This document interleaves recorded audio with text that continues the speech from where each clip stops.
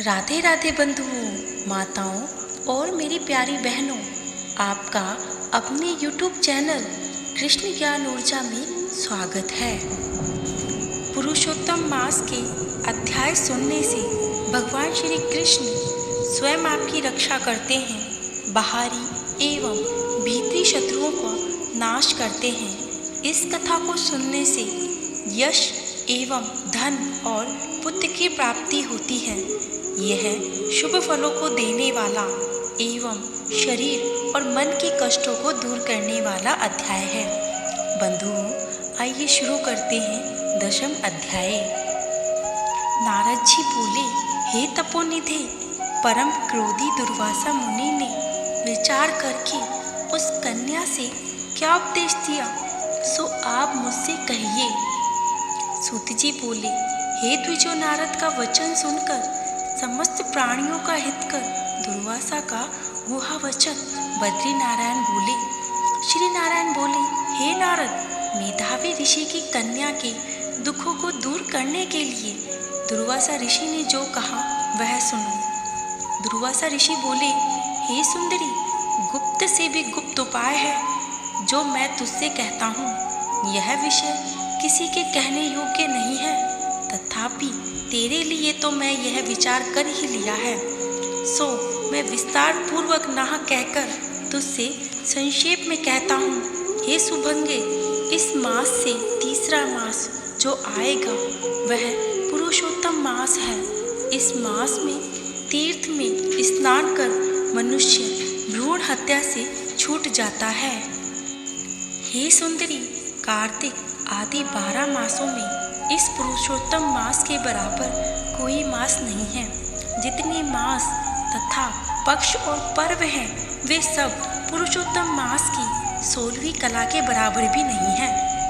वेदोक्त साधन और परम पद प्राप्ति के साधन हैं, वे भी इस मास की 16वीं कला के बराबर भी नहीं है। 12,000 वर्ष गंगा स्नान करने से जो फल मिलता है और सिंहस्थ गुरु में गोदावरी पर एक बार स्नान करने पर जो फल मिलता है, हे सुंदरी, वही फल पुरुषोत्तम मास में किसी भी तीर्थ पर एक बार स्नान करने मात्र से मिल जाता है। हे बाला, यह मास श्री कृष्ण का अत्यंत प्यारा है और नाम से ही यह भगवान का स्मारक है। इस मास में पुरुषोत्तम भगवान की सेवा पूजा करने से समस्त कामनाएं सिद्ध होती हैं। अतः इस पुरुषोत्तम मास का तू शीघ्र व्रत कर। पुरुषोत्तम भगवान की तरह प्रसन्नता पूर्वक मैंने भी इस मास की सेवा की है।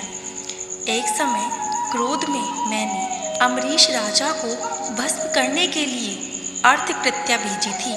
सो हे बाला, तब हरि ने जलता हुआ सुदर्शन चक्र मुझको भस्म करने के लिए उसी समय मेरे पास भेजा।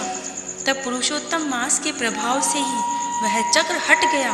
हे सुंदरी, वह चक्र त्रैलोक्यों को भस्म करने का सामर्थ्य रखने वाला जब मेरे पास आकर खाली चला गया तो मुझे बड़ा विस्मय हुआ।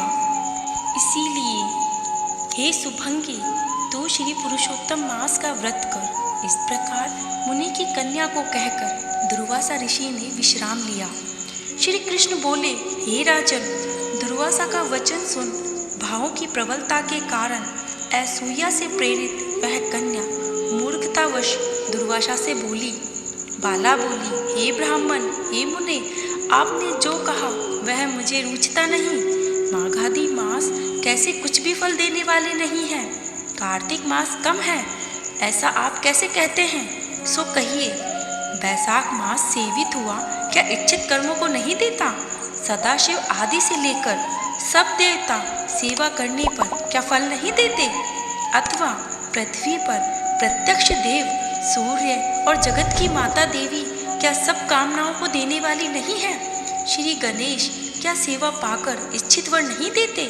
व्यतिपात आदि योगों से और शर्व आदि देवताओं को भी सबको उल्लंघन करके पुरुषोत्तम मास की प्रशंसा करके क्या आपको लज्जा नहीं आती? यह मास तो बड़ा मलिन और सब कामों में इसकी निंदा होती है। हे मुने, इस रवि की संक्रांति से रहित मास को आप कैसे श्रेष्ठ कह सकते हैं?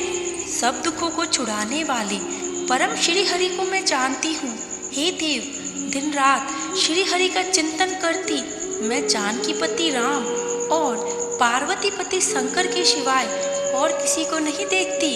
हे विपेंद्र, अन्य कोई भी देवता ऐसा नहीं है जो मेरे इस दुख को दूर करे। अतः हे मुने, इन सब फलदाताओं को छोड़कर कैसे इस मलमास की स्तुति आप कर रहे हो?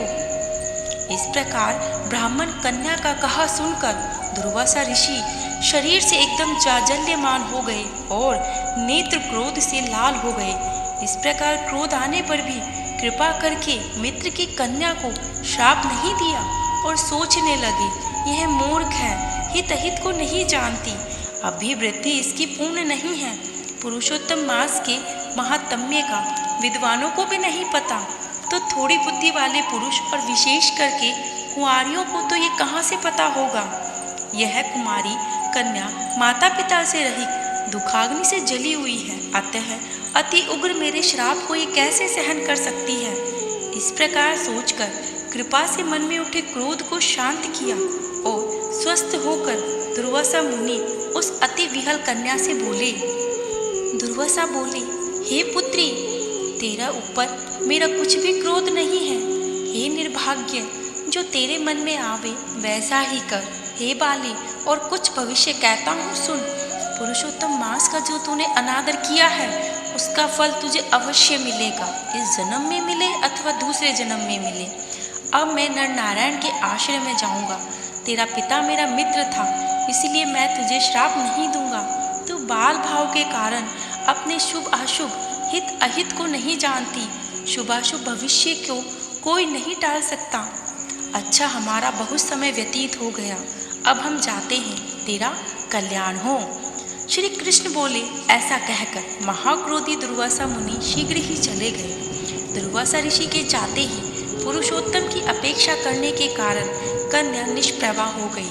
तदंतर बहुत देर तक कन्या ने सोच विचार करके यह निश्चय किया कि देवताओं के भी देवता तत्काल फल देने वाले पार्वती पति शिव की तप के द्वारा आराधना की जाए।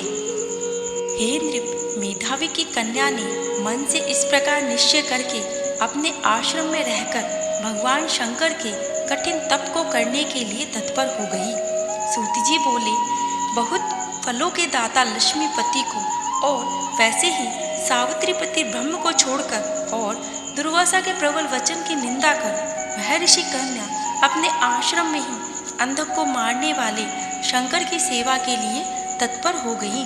इति श्री बृहन्नारदीये पुरुषोत्तम मास महात्म्य 10वां अध्याय। इस कथा को सुनने वाला सीधा शिवलोक को जाता है। श्री हरि विष्णु आपकी सारी मनोकामनाएं पूरी करे और आप सभी को स्वस्थ रखे।